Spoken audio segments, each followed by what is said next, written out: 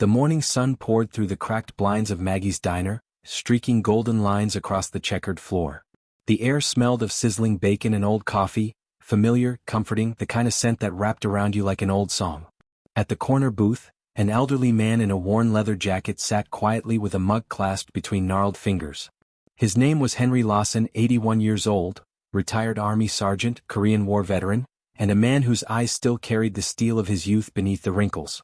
He wasn't a man who spoke much. He never had been. The regulars knew him as Sergeant, a title spoken half in respect, half in affection. He came every morning at 7 sharp, ordered black coffee and a short stack with scrambled eggs. Sat in the same seat. Faced the same wall. Today felt no different, until the sound of engines shattered the calm. Outside, 3 motorcycles roared into the parking lot, chrome flashing under the sun. Their riders were young, loud, and reckless, leather vests marked with a skull insignia and the words "Steel Vultures." The kind of men who walked like the world owed them something. Inside the diner, conversations slowed. Maggie, the middle-aged owner, looked up from the counter, her jaw tightening. "Here we go again," she muttered. The bikers burst through the door, laughing too loudly, smelling of gasoline and cheap beer. The leader, a tall man with tattoos crawling up his neck, tossed his helmet on a nearby booth. His name was Rex Dalton, and trouble followed him like a shadow. "Morning, sweetheart," Rex said to Maggie, sliding onto a stool. "How about some coffee for me and the boys? And make it quick, we're thirsty." Maggie's lips pressed into a line. "You pay for the last tab you skipped out on and maybe I'll think about it." Rex smirked. "You still holding grudges, huh?" The diner fell silent again. The only sound was the crackle of bacon on the grill and the hum of the ceiling fan. Henry didn't look up from his coffee. He'd seen men like Rex before. Different decade, same arrogance. Rex turned, scanning the room until his eyes landed on the old man in the corner. "Well, what do we have here?" he said, grinning. "You that old war dog everyone talks about?" Henry didn't answer. He just took another sip. Rex chuckled. "You deaf, old man?" The second biker, a wiry kid with a scar over his lip, snickered. "Maybe he's just too good to talk to you, boss." Rex rose from his stool, boots heavy against the floor as he approached Henry's booth. Maggie called out, "Rex, don't start. He's done nothing to you." Rex ignored her. "Hey, Sergeant," he said mockingly, leaning down close enough for Henry to smell the beer on his breath. "You think because you fought some war 70 years ago you can just sit here like you own the place?" Henry set his mug down, his voice calm but cutting. "Respect isn't owned. It's earned. Something you wouldn't understand." The room froze. Rex's grin faltered, replaced by a flicker of anger. "What did you say?" he growled. Henry looked up at him fully now, his gaze sharp, unwavering. "You heard me." Rex's jaw clenched.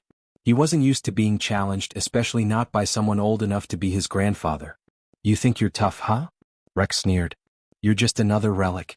Out here drinking coffee and telling yourself you mattered." Henry didn't rise to the bait. He just said softly, "You wouldn't last a week in the world I lived through." That did it. Without warning, Rex's hand lashed out. The slap cracked through the diner like a gunshot. Henry's head snapped to the side. His mug toppled, spilling coffee across the table. The sound echoed in every corner of that small room, and for a moment, no one breathed. Maggie gasped. "Rex, enough." The other patrons, 2 truckers and a young couple, stared in stunned silence. Henry's cheek reddened, but he didn't move. He didn't raise his hand, didn't speak. He just stared at Rex with an expression that wasn't anger, it was disappointment. The kind that cuts deeper than any punch. Rex straightened, realizing the diner was watching him now. He forced a laugh. Guess the old man forgot his manners. He turned to leave, throwing a few crumpled bills on the counter. "Coffee's on me, sweetheart." Maggie's eyes burned with tears she refused to let fall. "Get out," she said. "All of you." Rex shrugged, still smirking, and motioned to his crew. "Come on, boys. Grandpa's had enough excitement." The motorcycles roared to life again, and soon the sound faded down the highway. But inside, something heavy lingered. Henry dabbed the spilled coffee with a napkin, his hand trembling slightly. Maggie rushed over. "Henry, are you okay?" That was. He raised a hand gently. "Don't worry about me, Maggie. I've had worse." "But he hit you. That punk." Henry gave her a small smile. "He hit an old man. Not the first time the young have mistaken restraint for weakness." He stood, his movements slow but steady, and left a few bills on the table, more than enough for breakfast. Then he walked out, the bell above the diner door jingling faintly behind him. Outside, the November wind bit at his face. He walked to his rusted pickup, parked under the oak tree across the street, and paused for a moment before getting in. He looked up at the sky, clear blue, cold, endless. He'd fought for skies like that once. As he started the engine, his hands shook, not from fear but from something older. A quiet ache. The kind that comes from being reminded how easily the world forgets its debts. By noon, word had spread. In towns like Mill Creek, stories traveled faster than the wind. Did you hear what happened at Maggie's? They say Rex Dalton hit that old vet. Henry Lawson? The army guy. Yeah. They say he didn't even fight back. The gossip turned into anger. The anger into shame. At the gas station, old friends clenched their fists. At the barber shop, men muttered about respect gone missing. At the high school, teachers whispered about how no one stood up for the man who'd once stood for all of them. By evening, it reached a young man stationed 3 states away, Captain Daniel Lawson, Henry's only son. He was in the middle of a training drill when the call came. The voice on the other end was Maggie's, trembling. "Danny, it's your father. Something happened." He froze, sweat dripping down his neck. "Is he hurt?" "He's okay," she said quickly. "But some bikers, one of them hit him. In the diner. It's all over town." Silence. Then Daniel said quietly, "I'll be there by morning." Henry sat alone that night on his porch, the moonlight casting silver across his hands. He could still feel the sting on his cheek, not from pain, but from memory. He'd faced enemies before, but this was different. This wasn't war. It was something worse, disrespect. He reached into his pocket and pulled out a small, worn photograph, himself in uniform, holding a young boy on his shoulders. Daniel was maybe 5 then, grinning like the world was his. Henry smiled faintly. "Don't you worry, son," he murmured. "Old men like me don't need rescuing." But miles away, Daniel wasn't thinking that way. He drove through the night, headlights cutting through the darkness, his jaw set tight. Every mile between him and that diner felt heavier than the last. He wasn't just a soldier now. He was a son, and someone had humiliated the man who'd taught him what honor meant. At 3:42 a.m., his convoy rolled through Mill Creek. 2 Humvees followed his black pickup. His unit, men who'd served under him, brothers in arms who didn't need details to understand one thing: respect was on the line. The town slept under a blanket of silence, unaware that something powerful was about to unfold. At sunrise, the rumble of engines filled the air again, but this time, it wasn't the steel vultures. It was the United States Army. Daniel stepped out of his truck, boots crunching gravel, his uniform crisp beneath his jacket. His face was calm, but his eyes burned with purpose. He looked toward the diner, the same small building where his father sat every morning for 20 years, and then down the street where the bikers' hangout was known to be. He turned to his men. "Gentlemen," he said, voice low and steady, "today we're not here for war. We're here for respect. Let's remind this town what that word means." The soldiers nodded. Across the street, townsfolk began to gather, murmuring, staring at the convoy that had descended overnight.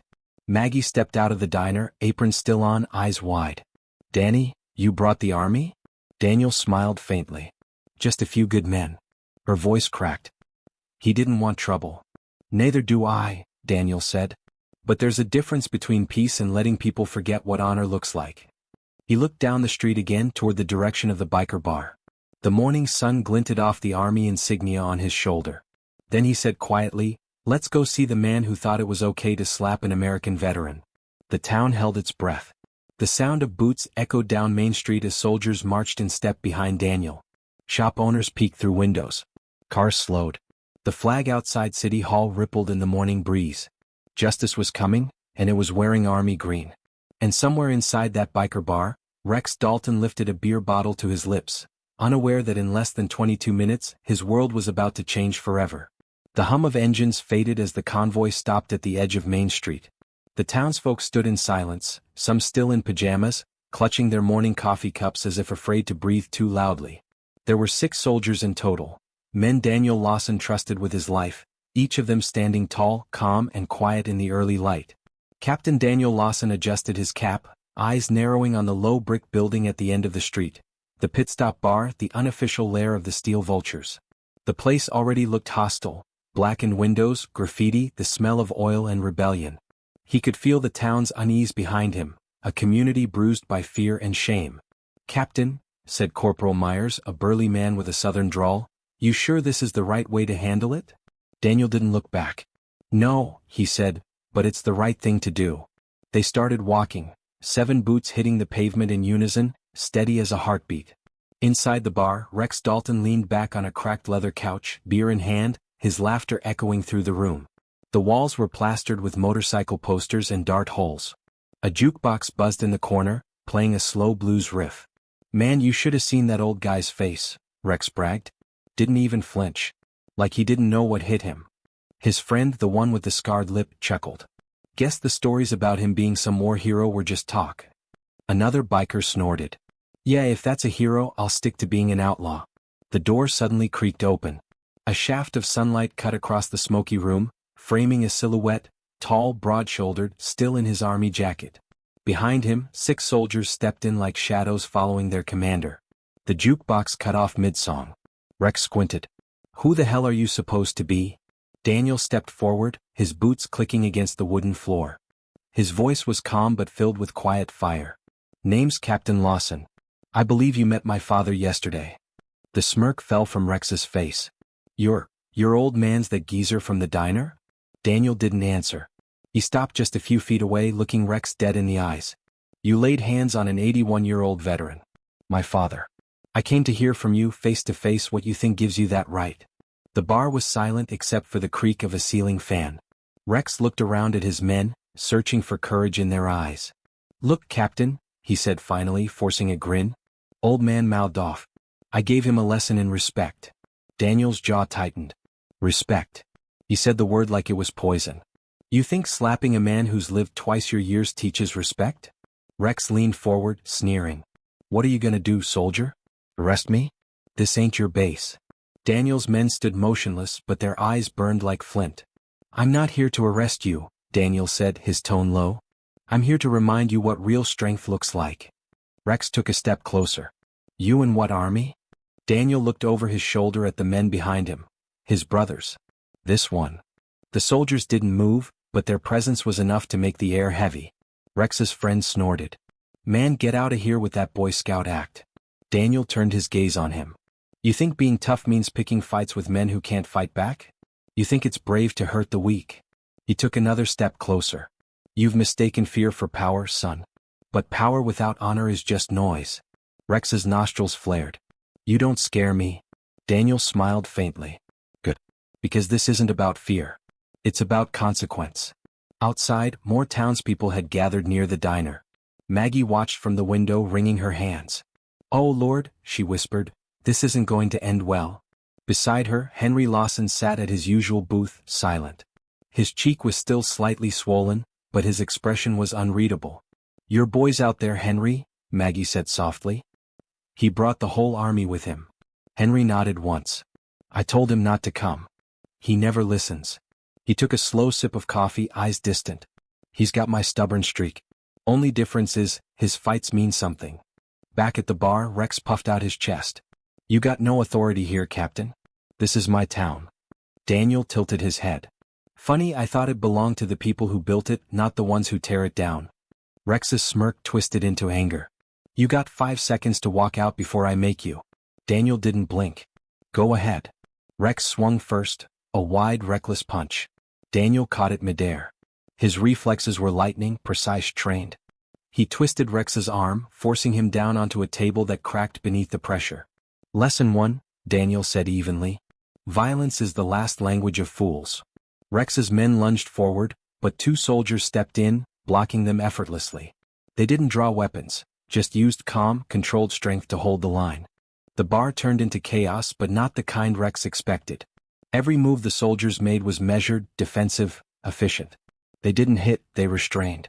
They didn't shout, they commanded. Within 30 seconds the fight was over. The bikers were on the floor, cursing, humiliated but unhurt. Daniel let go of Rex, who stumbled back, gasping. Stand up, Daniel said.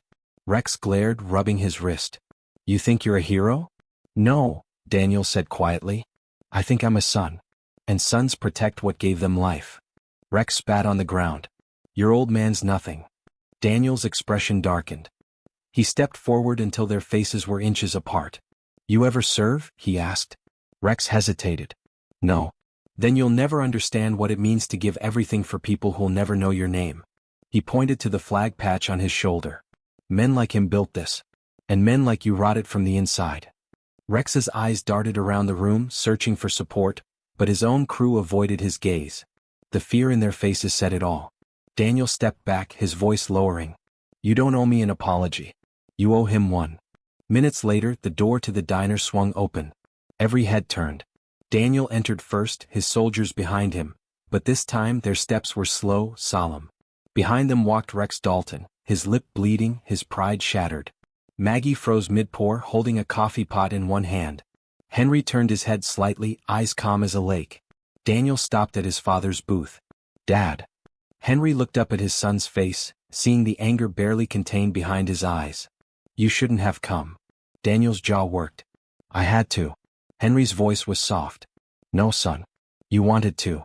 Daniel looked down, ashamed, but Henry's tone stayed kind. I appreciate it. But a man's strength isn't measured by how he strikes back. It's measured by how he stands tall after being struck. He turned his gaze to Rex, who stood stiffly, eyes lowered. Rex swallowed hard. Sir. Henry didn't answer. I shouldn't have done what I did, Rex continued, voice shaking. It was wrong. I was drunk. Stupid. The diner was silent. Henry set his coffee down. And? Rex's throat bobbed. And I'm sorry. Henry studied him for a long moment, then nodded once. Apology accepted. The simplicity of it caught everyone off guard. Maggie blinked. Daniel stared. Even Rex seemed confused. Henry slowly stood up, shoulders straight despite his age. You think wearing leather and roaring engines makes you strong, he said quietly. But strength without discipline is just noise. You've got fire, son. Use it for something better. Rex met his eyes, and for the first time, there was something like respect there. Henry extended a hand. After a long pause, Rex shook it. Outside, the town watched as the unlikely group emerged from the diner together. The veteran, the soldiers, and the humbled biker gang. The morning sun gleamed off the American flag flying above City Hall, and for the first time in a long time, the people of Mill Creek felt proud again. Maggie stood in the doorway, tears glistening in her eyes. That old man, she whispered. Still teaching lessons. But as Henry turned to leave, his knees suddenly buckled. Daniel caught him just in time. Dad. Henry's hand trembled. Just dizzy, that's all. But Daniel saw the pallor on his face, the way his breathing hitched. Panic rippled through the soldiers as they helped him into the truck. Call an ambulance. Daniel shouted. Maggie's voice trembled. He was fine this morning? As sirens wailed in the distance, Daniel gripped his father's hand. Hang on, Dad. Please. Henry's lips curved into a faint smile. You did good, son. You made me proud. His eyes fluttered closed as the ambulance doors slammed shut. Daniel stood frozen as it sped away, the sound fading into the hills. The soldiers and townsfolk stood in stunned silence. Rex Dalton stepped forward, guilt heavy in his voice. Captain, if he doesn't make it. Daniel didn't look at him. His voice was steel. Then you'll live every day knowing a man of honor forgave you when he didn't have to. He turned toward the horizon, jaw clenched. The storm that had started with a slap was far from over. The hospital smelled of antiseptic and sorrow. Machines hummed softly, their rhythm steady and cruel in its indifference.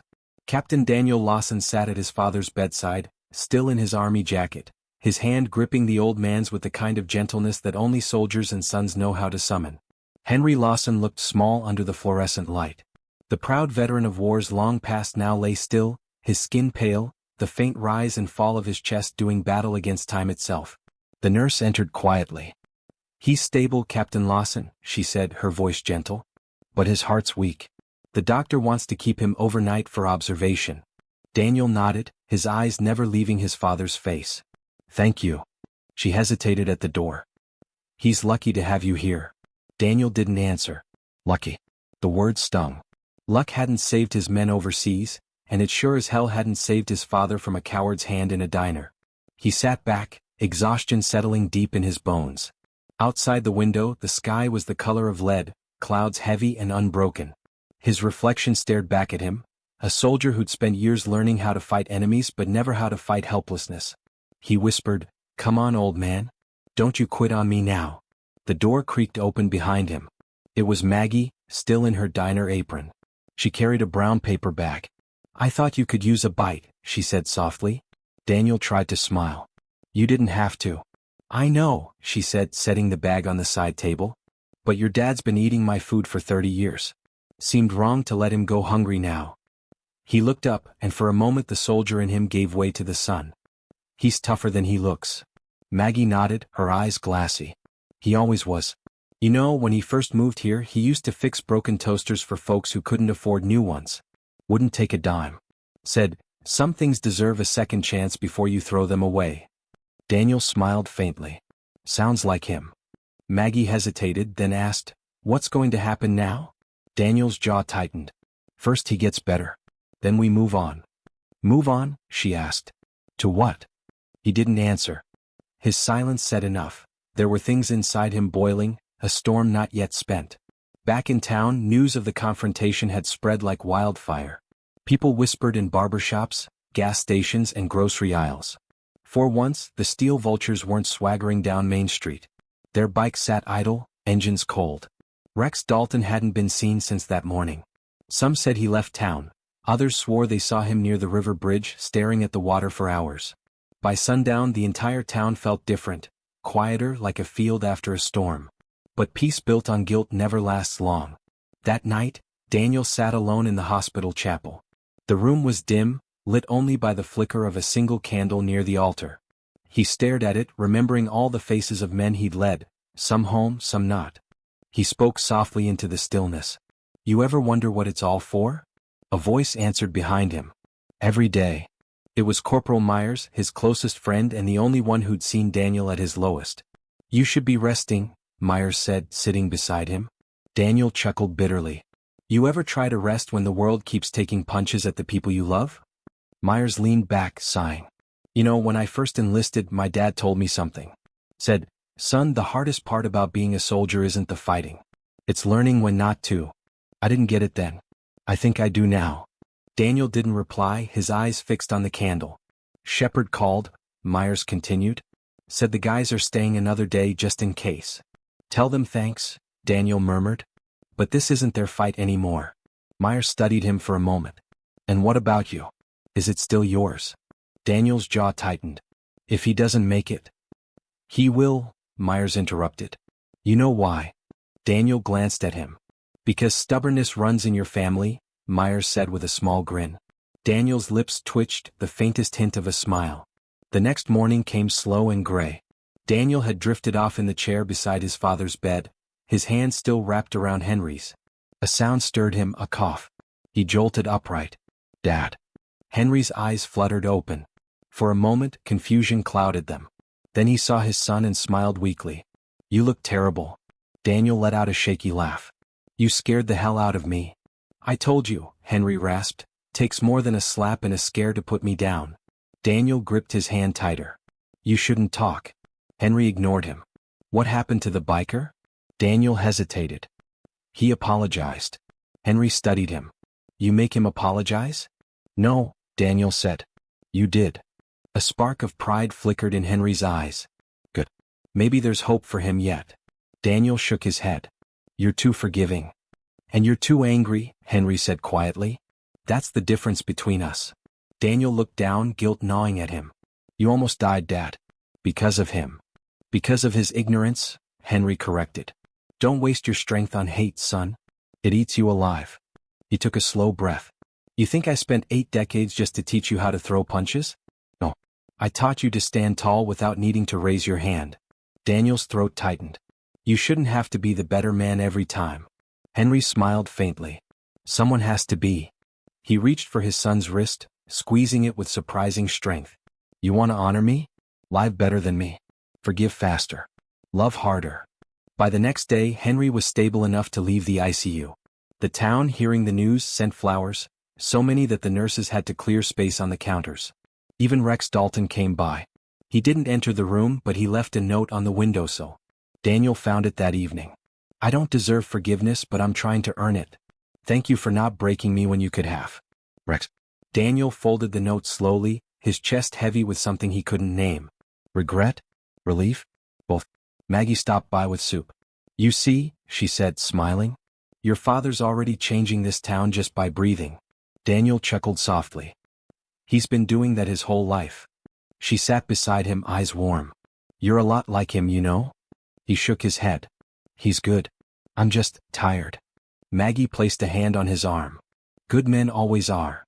That night, as Henry drifted into sleep, Daniel stepped outside for air. The hospital lot was quiet. He looked up at the flagpole at the entrance, the stars and stripes fluttering in the wind, illuminated by the glow of a single light.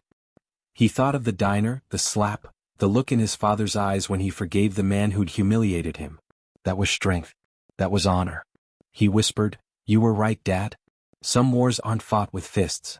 The peace didn't last. 3 days later, Daniel received a call from the sheriff. "Captain Lawson," the sheriff said grimly, "we've got a situation. Thought you'd want to know." Daniel's stomach tightened. "What is it?" "It's Rex Dalton. His old crew didn't take kindly to what happened. They think he sold them out. Word is they're coming for him tonight." Daniel straightened, his voice like flint. "Where?" "His garage. Out by Miller's Creek." Daniel looked at his father sleeping through the hospital glass. Then he turned back toward the door, resolve hardening in his chest. "I'm on my way." By the time Daniel arrived at Miller's Creek, thunder had started rolling across the sky. The old auto garage sat half a mile from town, surrounded by woods and gravel. A single bulb flickered above the entrance. He could hear shouting inside, voices thick with anger, betrayal, and alcohol. Daniel slipped through the side door. Inside, the scene was chaos. 3 bikers surrounded Rex, who stood with his hands raised. One of them, the scarred man from the diner, held a wrench. "You humiliated us," he snarled. "You let that soldier make us look weak." Rex's voice trembled. "You don't get it. That old man, he forgave me. You ever had someone do that after you screwed up? It changes you, man." "Changes nothing," the man growled, raising the wrench. Daniel's voice cut through the air like a blade. "Put it down." Every head turned. The soldier's captain stood in the doorway, rain streaking his shoulders, eyes cold and steady. "Lawson," one of them spat. "This ain't your business." Daniel stepped forward. "You made it my business the second you touched my father. And now you're making it worse." The leader sneered. "You think you can take all of us?" Daniel's hand rested casually near his belt. "No. But I don't need to." The flash of headlights filled the room as Myers and 2 other soldiers stepped in from behind, weapons slung but not raised. "This ends tonight," Daniel said firmly. "No fights. No blood. Just choices." The scarred man hesitated, wrench still trembling in his grip. "He betrayed us." "No," Daniel said. He woke up. "You should try it sometime."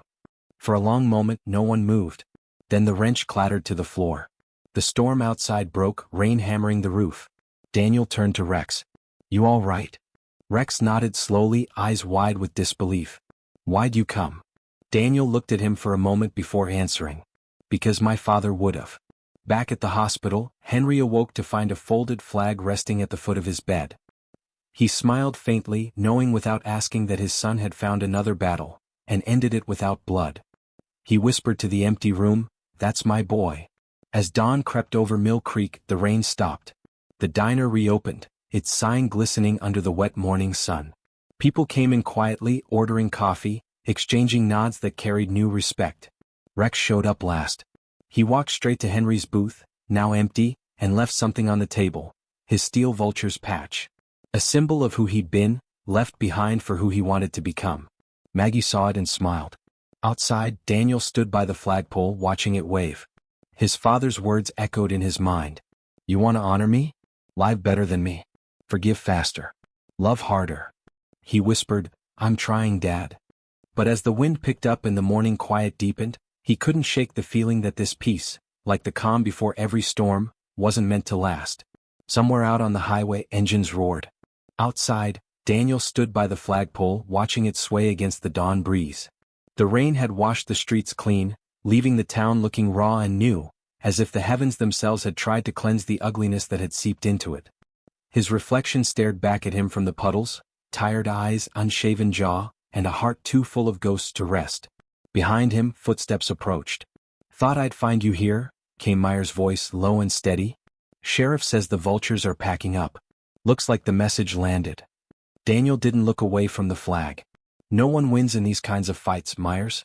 They just stop bleeding." Myers stood beside him, arms folded. Sometimes that's enough. Daniel sighed. I used to think peace came after the battle. But maybe it's the other way around. Myers smirked. You sound like your old man. At that, Daniel finally smiled. Yeah. I do, don't I? Back at the hospital, Henry was sitting up in bed, eyes bright though his body was frail.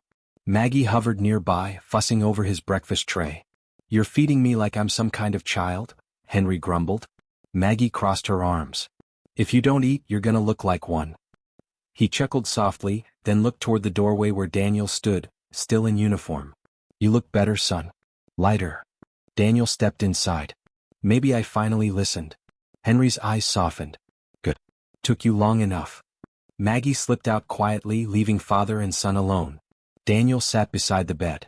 Town's quieter now. The vultures are leaving. Henry nodded.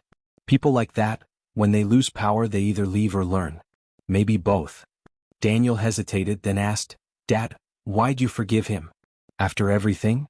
Henry stared out the window where morning light painted streaks of gold across the blinds. Because he was me once. Angry. Lost. Looking for a fight to make sense of the noise inside his head. Someone forgave me once too. That's why I'm still here. Daniel leaned back, absorbing the words like scripture. I don't think I could have done it. That's why you're still learning, Henry said gently. The world doesn't need more warriors, son. It needs more men who know when to lay their weapons down. Later that day, Daniel returned to the diner. The place buzzed with quiet chatter, the smell of bacon and coffee in the air. People looked up as he entered, not with fear, not with pity, but with respect. Maggie smiled from behind the counter. Well, if it isn't our hometown hero. He shook his head. I'm no hero. You're your father's son, she said. That's close enough. Daniel took his usual seat at the booth. Across from him sat the empty space where Henry always sipped his morning brew. The sight tugged at something deep inside him. He reached into his pocket and pulled out Rex's note, the one about earning forgiveness, and placed it on the table beside his father's untouched coffee mug. Maggie glanced at it and whispered, Maybe this town's finally healing. Daniel nodded slowly. Maybe. But the peace still felt fragile, like a flag in a storm that hadn't quite passed. That afternoon, the sheriff came by the hospital. He removed his hat as he stepped into Henry's room. Mr. Lawson, he said respectfully. Just wanted to check in. Word spreading about what you did. Folks are calling you a hero. Henry smiled faintly. I just sat in a diner, Sheriff. Maybe so, the sheriff said. But you stood up for something that matters. We don't get much of that anymore. He glanced at Daniel. You too, Captain. You could have come in guns blazing. Instead, you brought decency back to this town. Daniel shrugged. I didn't bring it. It was already here. Just needed someone to remember. The sheriff nodded. Well, you reminded us. Before leaving, he added quietly, Oh, and one more thing, Rex Dalton turned himself in this morning. Said he wanted to clear his record, make things right. Guess you made an impression. Daniel exchanged a look with his father. Henry's eyes glistened, pride and peace mingling behind them. Redemption, he murmured. That's the best kind of justice. Days turned into weeks. The town of Mill Creek began to change. The diner hung a small plaque by the entrance, in honor of Henry Lawson, a man who chose grace over anger. People stopped to read it, some silently, others with tears in their eyes. Henry grew stronger, slowly regaining his stride. Some mornings he even made it back to the diner, where Maggie would scold him for sneaking in before his doctor cleared him. You're impossible, she said, placing a coffee cup before him. He winked. That's what keeps me alive. Daniel, watching from the counter, smiled. Don't let her catch you flirting, old man. Henry chuckled. Too late for that. The three of them laughed, the sound light, easy, human. For the first time in months, Daniel felt like the world was right again. One crisp Sunday morning, Henry called Daniel to the porch of his small house. The sun glowed low on the horizon, painting the yard in amber hues. Henry stood with a small wooden box in his hands. What's that? Daniel asked. Henry opened it. Inside was a folded flag, neatly pressed, the same one that had sat at the foot of his hospital bed. Yours, he said. Daniel frowned. Mine? You earned this. Henry shook his head. No. You did. You fought battles I never had to. You carried my name through the kind of darkness I could only imagine. He placed the flag in his son's hands. But more importantly, you learned when not to fight. That's worth more than any medal. Daniel swallowed hard, emotion catching in his throat. I don't deserve this. Henry smiled. That's why you do.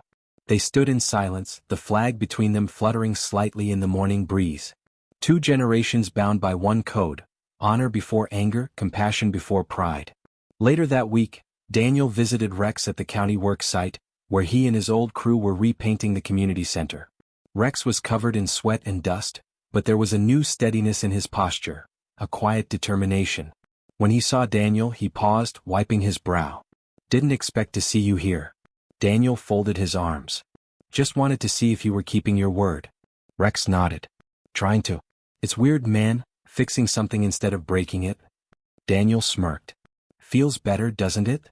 Rex grinned faintly. Yeah, it does. Before leaving, Daniel said, You ever need a hand, you know where to find me. Rex blinked, surprised. After everything I did? Daniel shrugged. Forgiveness doesn't mean forgetting. It means believing people can do better. Rex looked at him for a long moment, then extended a hand. Guess I'll try not to make you regret it. Daniel shook it firmly. You won't. That evening, Daniel returned to the diner. The place was full, families laughing, kids spinning on stools, Maggie humming along to an old song on the radio. Henry sat in his booth, sipping coffee, his eyes full of quiet pride. Daniel slid into the seat across from him. Town looks different. Henry smiled. Because people are. They sat in comfortable silence for a while. Then Daniel asked, You ever think about what comes next? Henry chuckled. At 81? I think about it all the time. But I'm not afraid anymore. I've seen what good men can do when they choose the right fight. He looked at his son. You've got your mother's heart, you know? That's what saved this town. Daniel exhaled, his eyes misting. You saved it, Dad? Henry shook his head. We both did. Outside, the sun dipped below the hills, casting Mill Creek in a soft, golden glow. The flag above City Hall fluttered in the wind, the same one Henry once saluted every morning. Now it stood as a symbol, not just of a nation but of forgiveness, strength, and the courage to change. Inside the diner, Daniel raised his coffee cup toward his father. To peace, he said. Henry clinked his cup softly against his son's. To the ones who choose it. But as the laughter and light filled the small-town diner, none of them noticed the shadow lingering outside, a lone figure watching through the window, face obscured beneath a hood. A faint tattoo of a vulture's wing curled along his hand. He whispered into the dusk, This ain't over. And as he walked into the darkness, the faint rumble of a motorcycle echoed through the valley. The motorcycle's growl faded into the night, swallowed by the hills around Mill Creek. The town slept, blissfully unaware that the peace it had fought so hard for was teetering on the edge of collapse. Under the pale glow of a single streetlight, the man with the vulture tattoo stopped at the edge of town. His breath clouded in the cold air as he pulled a phone from his pocket. It's time, he said. Lawson's getting too comfortable. The voice on the other end crackled. We doing this quiet? A cruel smirk formed under the man's hood. No. This time, everyone's gonna hear it. By morning, the storm that had threatened for weeks returned with a vengeance. Rain lashed against the diner windows as Daniel stepped inside, brushing the water from his jacket. Maggie looked up from behind the counter. You're early. Coffee's not even done brewing. He gave a faint smile. Didn't sleep much. Still thinking about last night? He nodded. Dad was talking about rebuilding the old veteran hall. Says he wants to see one more flag raised before he can rest easy. Maggie poured him a cup. Then we'll make sure he does. Daniel took the mug but didn't drink. His mind wasn't on the coffee, it was on the shadow he'd seen the night before, standing outside the diner. The glint of that tattoo still burned in his memory. Across town, Rex Dalton worked alone at the community center site, hammering the last nails into the new frame. Sweat mixed with rain on his brow. Each swing of the hammer was redemption, each breath a step away from the life he'd almost destroyed. He didn't hear the bikes at first. Then came the thunder. 3 of them rolling up through the mud, their engines snarling like wolves. Rex froze, his heart pounding. The lead rider, hood pulled low, killed his engine and dismounted. Rex Dalton, the man said, voice dripping with mock civility. You've been busy. Rex gripped the hammer tighter. Just fixing what I broke. Fixing? The man laughed, circling him like a predator. You think painting walls makes you clean? You humiliated the club, Dalton. You walked out. And now you think you can build a new life. I don't think, Rex said steadily. I know. The man's smile vanished. You forgot who owns this town? Rex's voice shook but held firm. Not you. Not anymore. The man lunged forward, shoving him hard. Rex stumbled back, hitting the wet dirt. The hammer slipped from his hand. You made us bleed, the man hissed, lifting his boot. Now it's your turn. Before the blow could land, a shout cut through the rain. Back away from him. Daniel Lawson stood at the edge of the lot, soaked to the bone, eyes blazing with authority. The men turned. One sneered, the soldier boy again. Daniel stepped closer. Last time you raised a hand to someone, it nearly killed my father. Don't make the same mistake twice. Your old man's still breathing, isn't he? The tattooed one spat. Maybe this time we finish what we started. Rex tried to get up. Daniel, don't. But the bikers had already spread out, circling them. Daniel's hand hovered near his belt, not a weapon but his phone ready to call the sheriff. You don't want this fight. Oh, I do, the man said. Because this time no one's around to save you. Lightning flashed, thunder cracking overhead. The rain turned heavier. Then came the roar of more engines, deeper, louder, disciplined. 3 Humvees rolled up from the main road, their headlights cutting through the storm. Soldiers stepped out, rain gear glinting under the beams. At their head was Myers. He shouted, Captain Lawson, you look like you could use some backup. The bikers froze, disbelief washing over their faces. Daniel's eyes didn't leave the tattooed man. You said everyone would hear it. Well, now they will. Myers motioned his men forward, not with weapons but with calm precision, the quiet power of trained soldiers who didn't need to threaten to be feared. The tattooed man's arrogance faltered. You think you can scare us? Daniel stepped closer, voice like steel. No. I came to remind you that courage doesn't live in noise or fists, it lives in restraint. You've spent your life breaking things you don't understand. But this town's done bowing to you. He turned slightly, raising his voice so all could hear. Mill Creek isn't yours anymore. It belongs to the people who build it, not the ones who burn it. For a moment, the only sound was the rain. Then Rex, still on his knees, picked up the fallen hammer and drove it into the wood beam beside him with a single, steady strike. The sound echoed through the site, one act of defiance, simple and pure. Daniel looked at the bikers. That's the sound of rebuilding. You can help, or you can leave. The tattooed man hesitated. Behind him, one of his own crew lowered his head. Another took a step back. Boss, one muttered, it's over. The man's jaw tightened. You cowards. He turned back to Daniel. You think this changes anything? Daniel met his glare. It changes everything. The man spat at the ground, fury boiling behind his eyes, then turned toward his bike. You'll regret this. Daniel didn't move. No. You will, when you realize no one's afraid of you anymore. The man revved his engine, spraying mud as he tore off into the darkness. The others followed, their roars fading into the storm. Silence fell over the site. Rex exhaled, trembling. I thought they'd never stop. Daniel crouched beside him, gripping his shoulder. They stop when people stop giving them fear to feed on. Rex nodded, eyes glistening. Thank you. Again. Daniel shook his head. Thank my father. He started this fight by not fighting. The next morning, Mill Creek awoke to sunlight piercing through the clouds. The diner opened early, its bell chiming like a heartbeat. Henry Lawson sat at his booth, newspaper in hand. The headline read, Local Veterans Example Inspires Town Cleanup. He smiled faintly. Well, I'll be damned. Maggie topped off his cup. You earned it. Daniel entered a moment later, still damp from the morning air. Henry looked up, eyes full of pride. Heard you had some company last night? Daniel shrugged. Word travels fast. Maggie chuckled. In this town? It travels faster than light. Henry's tone grew quiet. Did anyone get hurt? No, Daniel said. Not this time. Henry nodded. Good. Means you're learning. Daniel smiled. From the best. The old man leaned back, studying his son. So what now? Daniel looked out the window where the town's flag waved proudly. Now we rebuild. All of us. By noon, dozens of volunteers had joined Rex at the community center site. Families, veterans, kids with paintbrushes too big for their hands. The once broken building began to glow with new color. Henry arrived, cane in hand, leaning on Daniel's arm. He surveyed the crowd, eyes misty. Never thought I'd live to see this, he whispered. You built this, Dad, Daniel said. Without lifting a hammer. Henry chuckled softly. Words can build too. Sometimes stronger than nails. As the sun began to set, the new sign was hoisted above the entrance. The Lawson Community Center, for those who serve and forgive. The crowd applauded. Henry saluted the flag hanging above the door. Daniel stood beside him, hand over heart.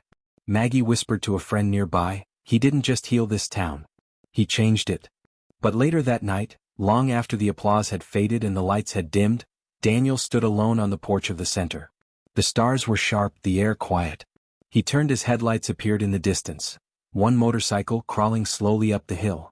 The rider stopped at the bottom of the steps. It was the tattooed man. No words. No growl. Just silence. He reached into his jacket and pulled out something small. A patch. The vulture insignia. He tossed it onto the steps. Then, without a word, he turned and rode into the night. Daniel stared at the patch, rain beginning to fall again, soft and cleansing. He whispered, "Maybe there's hope for everyone." Inside the center, the flag fluttered gently in the hall's light. But beyond the hills, unseen, more engines stirred, men who hadn't learned, men who still followed the darkness. And as the first drops of a new storm began to fall, Daniel knew one thing for certain. Peace wasn't the absence of war. It was the courage to stand in the middle of it and not lose yourself. The rain had returned, heavier than before, washing over Mill Creek as though the heavens themselves were cleansing the last stains of fear. The storm had been building for days, but tonight, it felt different. The air hummed with tension. The roads were empty, the streetlights flickering. Inside the Lawson Community Center, Daniel stood by the large windows, watching lightning tear the horizon apart. His reflection stared back at him, a soldier no longer in uniform but still every bit the warrior. Rex entered quietly, wiping his hands on a rag. "You should get some rest. You've been here all day." Daniel shook his head. "They'll come." Rex hesitated. "You sure?" Daniel's voice was calm. "I saw the tracks outside town. More bikes than before.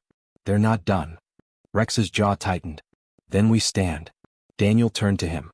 "We don't fight unless we have to. This place isn't about revenge. It's about change."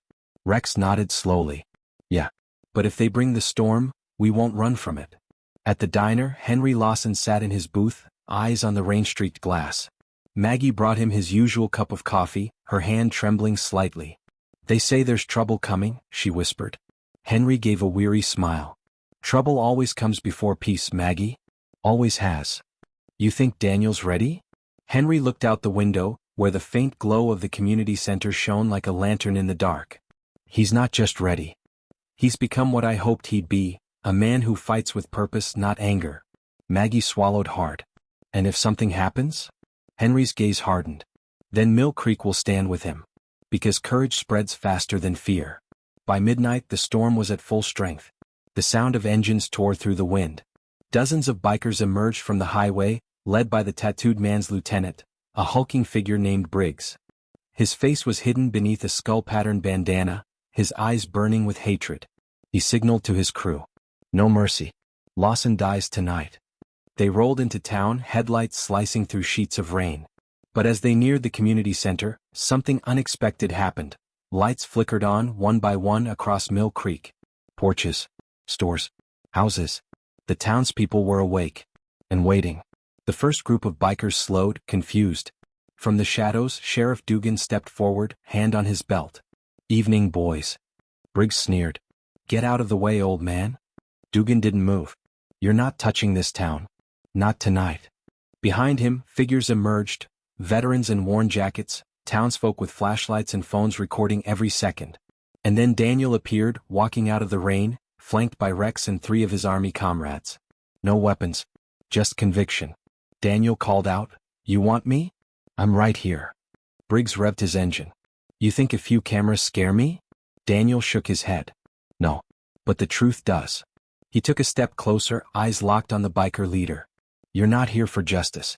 You're here for pride. That's what destroys men like you." Briggs roared and lunged forward, but before his bike could reach Daniel, a shot rang out, loud and sharp. The front tire exploded. Briggs skidded sideways, thrown into the mud. The engine sputtered to a stop. Sheriff Dugan lowered his rifle. "Rubber rounds," he said coolly. "Next one won't be." The crowd gasped. The bikers hesitated, unsure. Rex stepped forward, voice trembling but firm. "I used to ride with you. You know me. You know what we did wasn't right. You've got a chance to walk away. Take it." Briggs struggled to his feet, fury boiling in his chest. You betrayed your brothers. Rex's voice broke. No. I betrayed myself. But I'm done running from it. Briggs lunged, but this time Daniel met him halfway. The two collided in the rain, fists flying, mud splattering underfoot. The crowd shouted, flashes of lightning turning the brawl into a violent dance of shadows and grit. Briggs swung wide. Daniel ducked, driving his shoulder into the man's chest. They crashed into the dirt, rolling until Daniel pinned him down. Rain poured over them. Daniel, breath heaving, stared into Briggs's eyes. This ends here. Briggs spat blood. Finish it. Daniel's grip tightened, but then he stopped. He looked around, the townspeople, the soldiers, his father watching from the diner doorway across the street. Henry Lawson stood tall, no cane, no weakness, just pride in his son's eyes. Daniel released Briggs and stood. You want to know what strength looks like? He said, voice shaking but clear. It's not revenge. It's restraint. He stepped back, letting Briggs rise to his knees. You're done here. Leave Mill Creek. And if you ever come back, it won't be fear you'll find, it'll be unity. Briggs looked up, dazed, defeated. His men hesitated, then one by one began shutting off their bikes. The sound of engines faded, replaced by the whisper of rain. Finally, Briggs dropped his bandana into the mud and turned away. No words. No fight left. As dawn broke, Mill Creek looked different. Cleaner. Quieter. The first sunlight in weeks broke through the clouds, painting the wet streets gold. Henry stood outside the diner, hand resting on Daniel's shoulder. You did good, son. Daniel's eyes were tired, but his heart was steady. You taught me everything I needed to know. Henry smiled faintly. No. You taught me. That courage doesn't fade, it just changes hands. Rex joined them, a small American flag in his grip. Thought we could put this up at the center. Daniel nodded. Let's raise it together. They walked through the square as the town gathered. Children held handmade signs. Thank you, veterans. As the flag climbed the pole, the wind caught it, unfurling in the sunlight. The crowd erupted in applause. Henry saluted, tears in his eyes. Daniel whispered, for every man who stood for what's right, even when it wasn't easy. The moment held, a town reborn from its scars. Later that afternoon, Daniel returned to the diner one last time. The seat where it all began, the place his father had been struck, was now worn but peaceful. He sat quietly, running a hand over the tabletop. Maggie approached softly. Feels different now, doesn't it? Daniel nodded. Yeah. It's not just a diner anymore. It's a reminder. Of what? That sometimes the smallest act of disrespect can start a war. He looked toward the flag outside. But the smallest act of honor can end one. Maggie smiled, setting a steaming cup of coffee before him. Then here's to honor. Daniel raised it slightly. And to peace. That night, the stars returned to Mill Creek for the first time in months. The wind was still, the roads quiet. And on the steps of the community center, someone had placed a single item beneath the flagpole. A biker's vest. The vulture patch removed. Pinned in its place was a note, written in rough but honest handwriting. You were right. Some fights are better walked away from. Briggs. Daniel found it at dawn and smiled faintly. He folded the vest, placed it inside the center beside the names of the town's veterans, and whispered, even the broken can rebuild. Months later, Mill Creek thrived. The diner was busier than ever, the community center filled with laughter and learning. Rex ran workshops for at-risk youth, Henry gave talks on resilience, and Daniel finally found peace not in war, but on purpose. One afternoon, a young boy approached Daniel at the center. Sir, my dad says you used to be a soldier. Were you scared? Daniel smiled. All the time. Then how did you do it? He crouched down to meet the boy's eyes. Because being brave doesn't mean you're not scared. It means you do what's right anyway. The boy grinned, running off to join the others. Daniel stood, watching them play, the sun glinting off the flag above. Mill Creek had healed. Not because the army came or because the fight was won, but because the town learned that courage is contagious and kindness is stronger than hate. The storm had passed. And in its place, a new dawn rose over Mill Creek.